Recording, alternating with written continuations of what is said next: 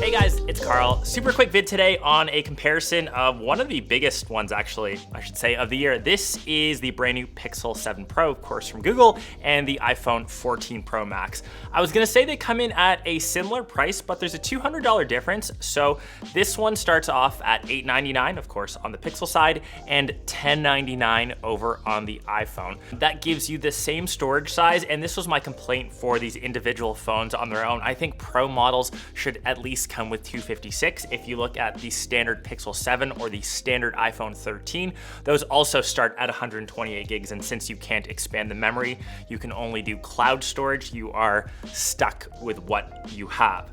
Flipping the phones over, they actually have more similar specs here. So they both have 6.7-inch displays, both technically some form of LTPO, which means that they have a variable refresh rate. They go all the way from 1 hertz all the way up to that 120 just to maximize battery life. I will say that the iPhone 14 Pro Max, it has that new always on display. So that actually chews up a ton of battery. Typically iPhones, or I guess the Pro Max models, tend to have some of the best battery. In my full review, I said they only last maybe till the end of the day before I have to juice it up. It's something that I would probably turn off. And over on the Pixel 7 Pro, you just got the black screen, which if that were to save battery for me, I would always have a off, or I guess non-functioning phone. Silicon-wise, they're actually rocking their both own custom OEM chip. So over on the Pixel 7 Pro, I'm gonna keep forgetting that, it is rocking the new G2 Tensor chip, and over on the iPhone, it is the A16 Bionic. So they're both built in-house.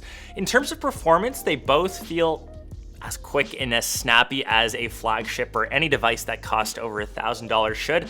I haven't found too many hiccups or lags with the Pixel. I know that was a huge issue for the Pixel 6 and Pixel 6 Pro.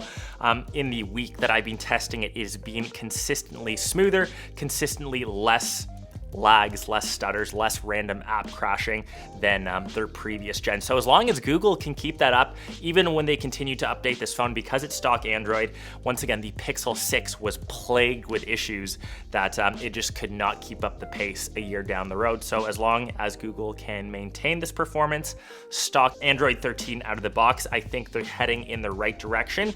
And of course, over on the iPhone, you are rocking iOS. The latest iOS update has actually been really nice. It's been a pretty big refresh. You have things like the updated home screen. It just feels like a more modern version of iOS. And of course, Apple devices, they just work straight out of the box. That's what they're known for.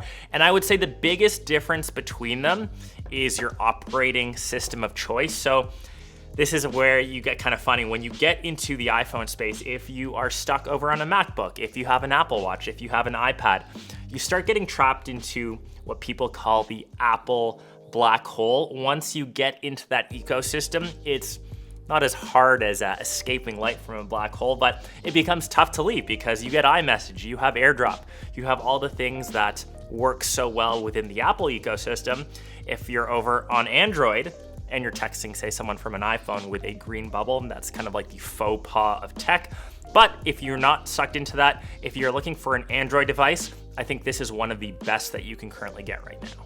Over on to the next thing, which I think will be the biggest deciding factor, is of course the cameras on the back. So technically both have a triple camera setup. They actually have both very similar megapixel counts. So on the main, you've got 48 megapixels on the iPhone, 50 over on the Pixel 7 Pro. Both have ultra wides, both have telephotos. I'm gonna leave some comparison shots and I kind of won't speak my mind until the end. I'll let you guys decide. All of these are unedited, and let's roll them.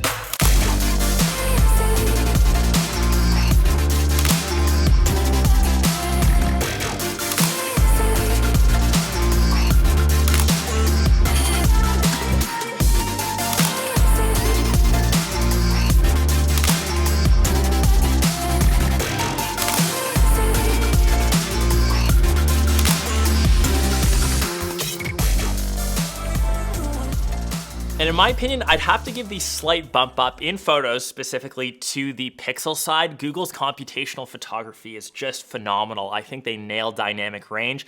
The colors, the light reproduction was just I think a tad bit better on the Pixel, and they still have all of the other features that the iPhone still don't have. So that new feature with that new G2 Tensor chip, of course, unblur. So photos that are slightly blurry or out of focus, you can actually fine tune those in post. All of that is computational. All of that is driven off AI. There was a photo that I took with Link when he was a puppy that was slightly out of focus, and I got so much better results on this versus when I'm on my iPhone, I would have to go into Lightroom or Photoshop, sharpen in post, and the ease of it was just so much better over on the Pixel. They've got other extra features like motion, their night sight photography is better, and with that new G2 chip, they also have that cinematic blur, which gives that background blur for video. Once again, we've seen that cinematic mode on iPhone, but switching to video now, this is a tough one. I have found that the video on the Pixel, for whatever reason, looks slightly soft, even in their 2x crop, which is just binning the Pixel density down from 50 to half of that.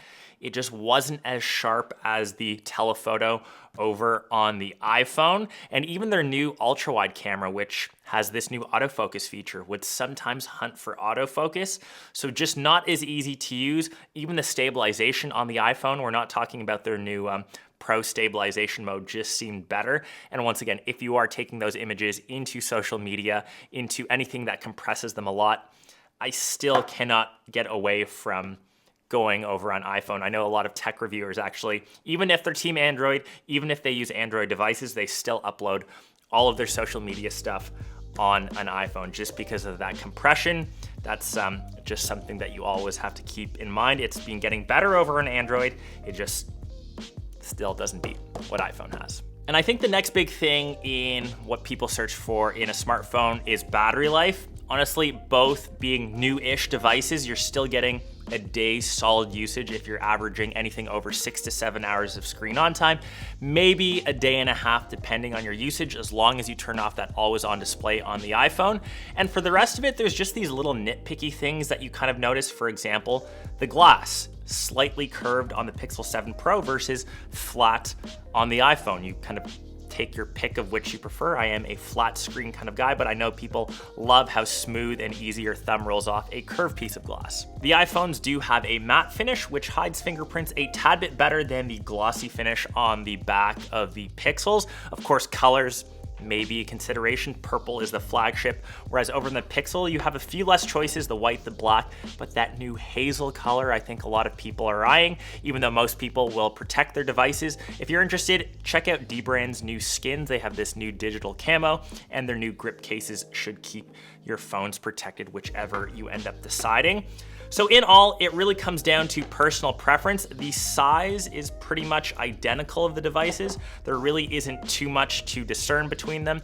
The straight edges over on the iPhone versus the curved roundness over on the Pixel. I think if you pick either, you'll be pretty happy, but remember, $200 less for the Pixel 7 Pro, and I can guarantee you, just like we see with most Pixel phones, in say 6 months, 7 months down the line, this will be discounted $300-400 compared to the iPhone, which just will always hold the same price. Maybe you might get $50 off your carrier, but usually the price with iPhones is what they'll be until the iPhone 15 comes out. So just to keep that in mind. So like I said, I think it really comes down to ecosystem choice and maybe even accessories choice. Do you already have, say, AirPods? Do you have a pair of the new, say, Google Pixel Buds? If you're already leaning to one side, I think that will help make your choice a bit easier. If you're looking to switch camps, that's definitely a bit more of a toss-up. If you're strictly here for photography, if you love stock Android, if you love customization, still Android does take the cake. It does make it a bit harder to do on iPhones, but these just work so well out of the box. There's a reason why Apple commands that extra Apple tax space. People are willing to pay that extra amount just for their stuff to work. I will give Google huge props for working better this year, but I guess time will tell. If you have any other things that I forgot, let me know down below in the comments, and I'll catch the rest of you in one of my next vids. Peace.